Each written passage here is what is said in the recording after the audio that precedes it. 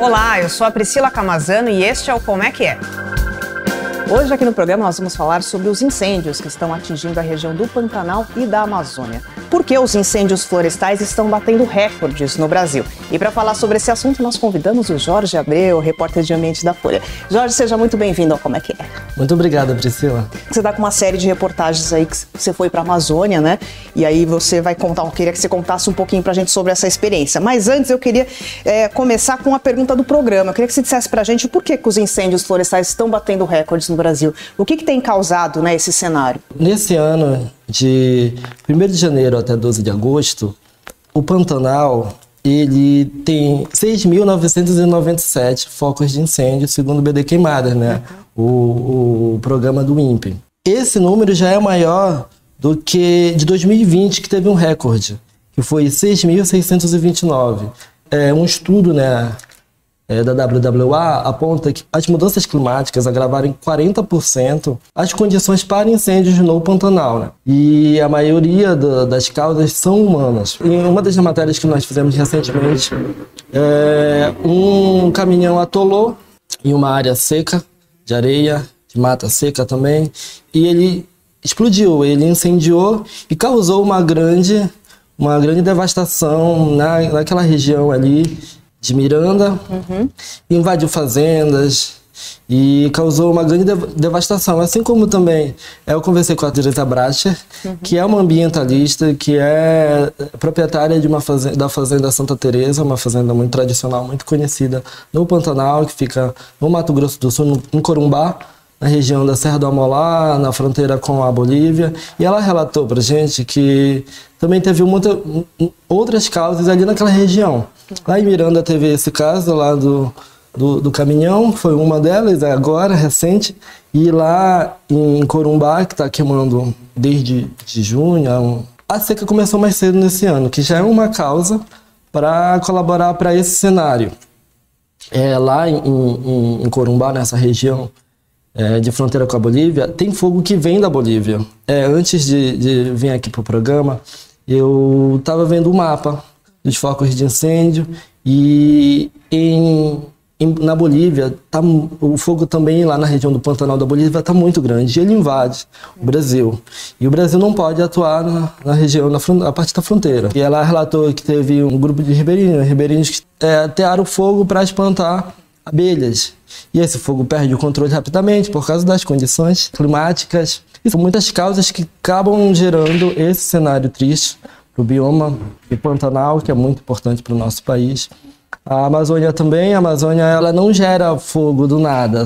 Todas as causas de incêndio são provocadas por ações humanas, seja ela intencional ou não, seja um acidente ou seja por meio da grilagem, por meio da invasão, até do garimpo. Então, são muitas questões que têm levado a esses números, né? Eu vou voltar aqui para os dados.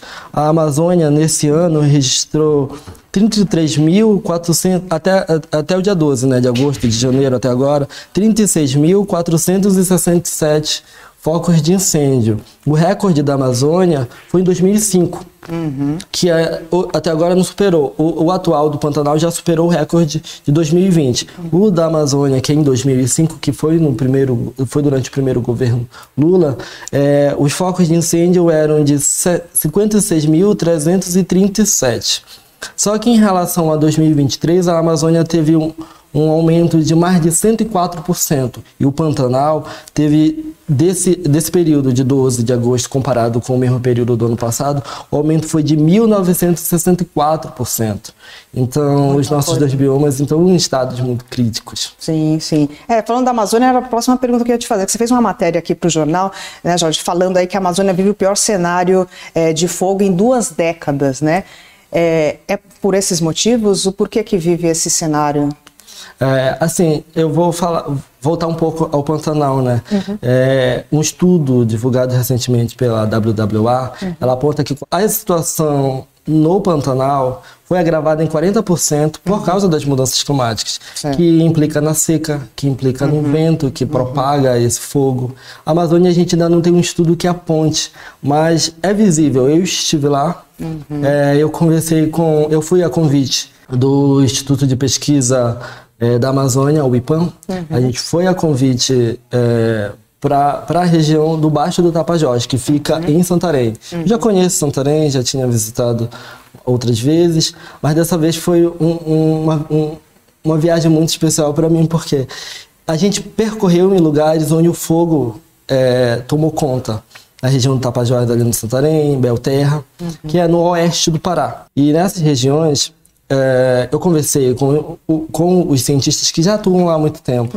Entre elas a Anne Alencar, que é diretora de ciência do IPAM, a Erika Beringer, que é pesquisadora é brasileira e pesquisadora em Oxford, na Inglaterra. E ela, durante as visitas, elas apresentavam como ocorreu a dinâmica do fogo naquela região. E elas mostravam como, assim como outros pesquisadores estavam juntos, falavam como é que eles estudavam, como é que o fogo era combatido. A Erika esteve durante o combate, em várias temporadas de fogo durante os incêndios registrados na Amazônia. E eles mostraram pra gente, a gente visitava durante o dia, eles mostravam o local e à noite a gente fazia uma reunião e eles apresentavam os dados pra gente, mostrando como mudou.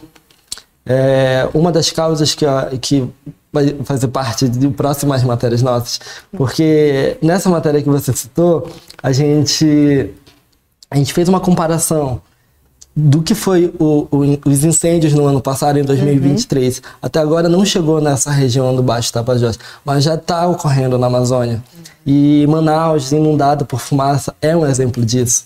E nessa região do Baixo Tapajós, um dos incêndios que causou chamas e invadiu grande quantidade de hectares, foi provocado por um morador local que é acostumado com roça. O fogo, ele faz parte da cultura local e muitas vezes ele agora com essas mudanças climáticas, normalmente o fogo era para fazer a limpeza, para fazer o manejo lá na região, eles usavam em novembro. E agora não, novembro é um período muito seco, é considerado um dos períodos na Amazônia que pode ocorrer uma pior catástrofe em relação aos incêndios florestais. E ele e um outro morador, a gente também conversou com eles, que fica lá na aldeia do povo Tupinambá.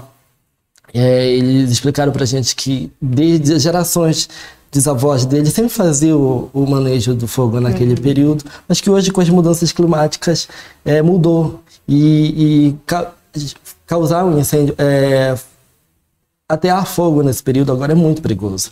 E então fazer a educação ambiental hoje é muito importante também para evitar isso. Fazer o acompanhamento, os cientistas têm ido lá, têm conversado com as comunidades tradicionais, com os extrativistas, com os ribeirinhos, com a população indígena, com os fazendeiros, para que evite o fogo durante esse período. Então, como eu falei, o fogo ainda não chegou na região do Baixo Tapajós, mas nessa matéria que você citou, eu falei sobre a preparação dos brigadistas.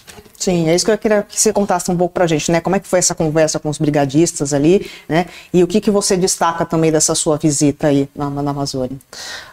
Conversar com esses brigadistas foi muito importante para contribuir, assim como a contribuição dos cientistas que apresentaram pra gente como tem sido essa dinâmica. Os brigadistas, eles ficaram conhecidos internacionalmente porque eles foram presos em 2019, um ano depois deles terem inaugurado a brigada, a brigada de Alter, em referência ao distrito de Alter do Chão, que é uma região altamente turística de lá, da Amazônia inteira. Ele fica no Pará, mas é uma região conhecida também no mundo todo. E esses brigadistas atuavam no combate ao fogo durante aquele período, e eles atribuíram a prisão que eles tiveram na época a uma perseguição de grileiros. E nessa oportunidade que eu tive de estar com eles, eles me relataram como foi que ocorreu. Eles passaram 3 dias presos, depois de uma grande repercussão, né? Tanto nacional quanto internacional.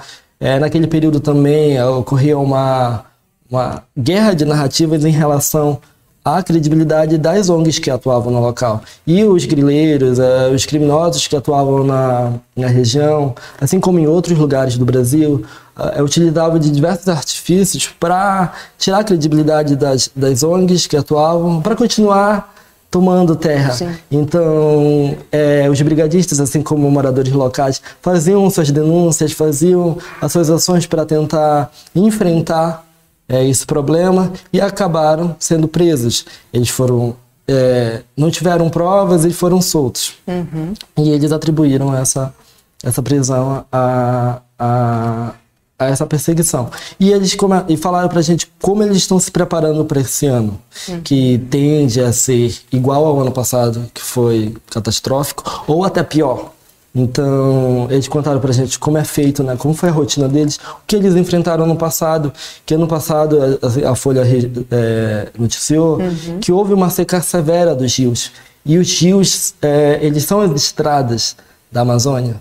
Então, quando secou, eles não conseguiam chegar no local. E nos locais que eles chegaram, como na Resex Tapajós Arapiuns, que eles passaram em uma operação 49 dias combatendo fogo junto do Preve Fogo, do IBAMA, do ICMBio, de uma Força Nacional, do Corpo de Bombeiros do Governo do Estado. Eles ficaram ilhados porque o rio secou, eles não tinham como voltar. Então, tanto para ir quanto para voltar, era um desafio muito grande. Como eles iam chegar em mata fechada, se não tinha rio, a mata não tinha como chegar com carro. Eles saem com uma mochila, com o secador, né? com os instrumentos para abrir aceiros e todas essas questões. Isso foi muito dificultoso e eles estão se preparando para esse ano. Vou voltar a falar do Pantanal, porque falar sobre essa preparação. 2020, que foi recente, não faz tanto tempo, 4 anos, teve o recorde de queimada no Pantanal. Sim. E nesse ano, que já supera, né, o ano de 2020, eu conversei com o SOS Pantanal, conversei com a ONG Homem Pantaneiro, conversei com proprietários rurais, com o Corpo de Bombeiro do Mato Grosso do Sul, e eles têm me falado que 2020 foi um período de aprendizado para eles, apesar da perda. De toda aquela devastação que acabou com fazendas, com a vida de diversos animais. Para esse enfrentamento desse ano. E se não fosse o que eles tivessem presenciado no ano de 2020, talvez seria muito diferente agora, com a seca mais severa, que foi antecipada. O pico da seca no Pantanal normalmente ocorre em setembro. E dessa vez chegou mais cedo e tende a piorar. Só que esse enfrentamento hoje consegue ser mais organizado, mais unificado. Recentemente, no dia 31 falando sobre o Pantanal novamente, em julho, o Senado aprovou a lei de manejo do fogo, que é fundamental tanto para esse enfrentamento na Amazônia ou no Pantanal. O projeto de lei do manejo do fogo circula no Legislativo desde 2018. E apesar de toda aquela catástrofe, daquela tragédia que aconteceu em 2020, ele só veio ser aprovado agora, em julho. O Senado aprovou em julho e o presidente Lula visitou Corumbá, que é uma das cidades mais afetadas do Mato Grosso do Sul.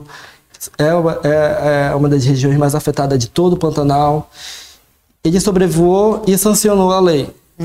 Nessa viagem que ele fez, no dia 31 de julho, ele contou com uma comitiva ministerial. E contava com a presença da ministra Marina Silva. E a Marina Silva apelou para que as pessoas parem de atear fogo e que ela atribuiu aos incêndios do Pantanal a essa questão de que o governo do estado, o governo federal não tem pessoal e equipamento suficiente para o tamanho do Pantanal, para o tamanho da Amazônia. Então, se não houver uma colaboração conjunta, vai ser muito difícil enfrentar o fogo. Eu queria aproveitar que você falou também da política nacional de manejo integrado do fogo. Você pode explicar um pouquinho melhor para a gente o que é essa política, o que ela estabelece, essa lei, né? Perdão. Sim, ela é estruturada, né, a Lei de Manejo do Fogo, ela é estruturada por um comitê nacional, por um centro de operações e um sistema integrado de informações. E ele ainda não tem detalhes, né, ainda não foi totalmente regulamentado, mas ambientalistas já comemoram, porque isso já tinha sido cobrado por cientistas, por ambientalistas, por defensores da natureza, que esse manejo tinha que ser aprovado. E como eu falei, ele não foi aprovado, ele circula desde 2018, Pantanal sofreu uma devastação em 2020, a Amazônia também teve grandes registros. No ano passado, antes de falar um pouco sobre o manejo do fogo, eu vou falar, ano passado, nesse mesmo período, o Pantanal tinha apenas 339 focos de incêndio. E o 2023, na Amazônia, eram 17.798. Então, é recorrente. Sim. Apesar dos anos de recorde, os biomas têm sofrido com o fogo. Sim. E o manejo a lei do manejo do fogo, ela vem tentar enfrentar esse problema. O projeto ele determina a criação, né, de um plano de manejo de fogo. Ele também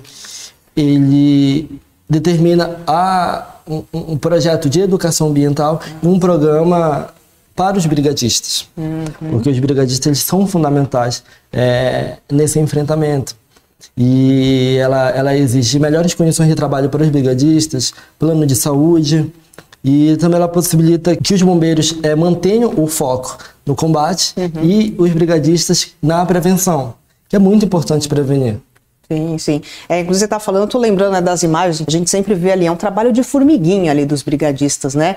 Assim, você vê imensos, né, lugares imensos ali, um fogo, e é o trabalho deles de formiguinha, né? Aviões passando ali, jogando também água para acabar com, né, tentar combater ali o fogo. Então, um trabalho muito árduo deles, né? Realmente de conjunto ali, muito difícil, né, de ser executado.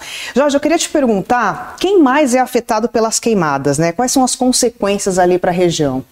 Nas nossas matérias que a gente tem publicado em relação aos incêndios florestais e os próximos que serão abordados, é muito importante que a gente fale dos números. Os números são muito importantes, mas que não caia apenas nisso. Sim. Porque a vida de pessoas no meio a vida de diversos animais, o Lalo, que esteve semana passada... Sim, fotojornalista aqui da Folha que acompanhou, né, fez fotos impressionantes, né? Impressionantes, ele fez vídeos também, sim, mostrando como o fogo invadiu a estrada e até causou o bloqueio da estrada de Miranda, um pouco mais próximo de Campo Grande, até Corumbá, que é na região de fronteira com a Bolívia. E o Lalo, ele, em 2020, nesse ano de recorde de queimada no Pantanal, ele fez fotos, uma série de fotos dos animais que foram carbonizados. E ele até venceu um prêmio internacional de maior prestígio do fotojornalismo e retornou agora e mais uma vez encontrou um dos símbolos dessa catástrofe é um macaco bugio que foi morto, que foi carbonizado, e ele estava como se fosse de joelhos no chão. E quando ele retornou agora, ele fez de macaco prego, praticamente na mesma posição. Como é triste, como afeta a vida de diversas espécies. Ela conversando com os especialistas que eu estive lá no Baixo Tapajós, eles falaram como o fogo interfere na vida das pessoas, dos animais, da vegetação. A vegetação não passa a ser a mesma. A gente vai trazer nas nossas próximas matérias como o fogo muda a paisagem e muda o cenário como um todo. A gente teve um dia que foi um dos dias mais interessantes dessa viagem, foi quando a gente visitou em uma floresta que ela já tinha sido incendiada 3 vezes nas temporadas de fogo lá na Amazônia.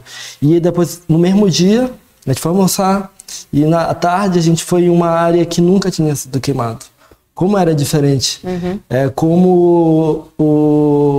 Quando pega fogo ali numa área de mata na Amazônia, a vegetação que cresce não é uma vegetação mais louca. É uma vegetação que cresce mais rápido, que são mato. E aquele tipo de vegetação, ela é mais propícia a pegar fogo novamente. E ela espanta os animais porque elas não são árvores frutíferas que demoram muito tempo para crescerem. Então, quando elas crescem rápido, são outros tipos de árvores. Então, ela espanta os animais, ela muda o cenário como um todo. Diferente de uma área que nunca pegou fogo, que a gente consegue sentir os animais ali próximo. A gente consegue ver as árvores com copas maiores que conseguem nos proteger do sol, porque a Amazônia ela é uma floresta tropical. E quando você vai numa área que já foi queimada, você não tem árvores com grandes copas te protegendo do sol porque ela pegou fogo. E lá, visitando essa região, a Erika Bering, a pesquisadora, mostrou pra gente que o fogo pegava em árvores de 30 metros, na copa de 30 metros, assim, que não dava pra... Não tem equipamento que consiga combater esse tipo de fogo. Por mais que tenha os aviões, como você falou, que joga água por cima, há vários tipos de enfrentamento. Dos brigadistas, dos bombeiros, até da população que colaborou lá. Eles mostraram pra gente como foi feito esse trabalho de enfrentamento pelos moradores. Mas em grandes catástrofes como essa, de pegar copa de 30 metros, e aí ela explode, né? Essas árvores mais cegas, elas explodem, porque elas são ocas, e elas espalham mais fogo. Então, o acero, ele é uma das estratégias que os combatentes utilizam para que o fogo não atravesse para uma outra região de mata. Eles abrem, eles capinam, eles cortam, eles abrem, para que o fogo não passe. Mas quando a copa estoura e joga fogo para diversos lugares, isso só aumenta as condições para que o incêndio não tenha um combate imediato. Sim, como você falou no começo da sua resposta, né? A gente fala em números, né? Parece que é uma coisa meio distante. É importante trazer esses relatos, né? De quem esteve ali, de quem acompanha, pra gente sentir, né? Até o próprio Lalo falou em umas entrevistas que ele fez, deu pro Café da Manhã, falando, olha, eu queria muito que as pessoas estivessem aqui para ver, né? Pessoalmente, como que tá, porque a gente só vê distante, não vai entender, né? É importante, às vezes ele falando, queria muito que as pessoas estivessem aqui para ver como está acontecendo, para se conscientizar e para a gente tomar providência sobre isso, né? Eu queria voltar num ponto aqui, você falou bastante assim, das mudanças climáticas, né, Jorge? Mas eu queria que a gente retomasse um pouquinho nisso, para a gente explicar para a gente, as mudanças climáticas, elas agravam essas condições do incêndio. De que maneira? Ela torna um ambiente mais seco. Isso já é um dos principais pontos dessa mudança climática. Ela aumenta a seca dos rios, ela aumenta a seca do ar. Aí com isso, o fogo fica mais... O ambiente se torna um combustível. Sim. E como eu falei, as áreas que pegam fogo, normalmente, elas ficam mais propícias a pegar fogo. Então, é como se fosse uma bola de neve. E para enfrentar as mudanças climáticas, é muito complexo. Uma delas é frear a utilização de combustíveis fósseis, que há um lobby muito forte, né? Sim. Que impede que isso aconteça, e quem perde isso é a nossa natureza, são as pessoas, são os animais. A série do Lalo mostra isso. Então, os especialistas que eu tenho conversado têm falado como o vento tem mudado essa dinâmica, que quando o fogo pega, o vento muda e leva o fogo para todos os lados, e eles não conseguem combater, porque é muito forte. É de 50 a 60 km por hora. Então, não há braço que consiga lidar com essa proporção gigantesca, né, de grandes incêndios, com fortes ventos e um ambiente muito seco. Sim, como eu falei, o trabalho ali dos brigadistas de formiguinha, né, para dar conta, né, dessa imensidão é muito, muito difícil. Jorge, eu queria finalizar a nossa conversa aqui pedindo para você está com uma série de reportagens aqui sobre a Amazônia, né, já saiu a primeira matéria, que você contou um pouquinho aqui pra gente, mas quero saber se você podia dar um spoiler um pouco pra gente aqui do que a gente pode esperar nessas próximas matérias, que assuntos você deve abordar. A gente vai continuar acompanhando a situação do Pantanal. Sobre a apuração que eu fiz em Santarém, a gente vai continuar abordando, fazendo esse comparativo do que foi do que foi o enfrentamento do fogo em 2023, que foi catastrófico lá na região. Ontem, o nosso repórter especial, Vinícius Sassini, divulgou, fez uma reportagem, publicou uma reportagem em relação à inundação de fumaça que atinge Manaus.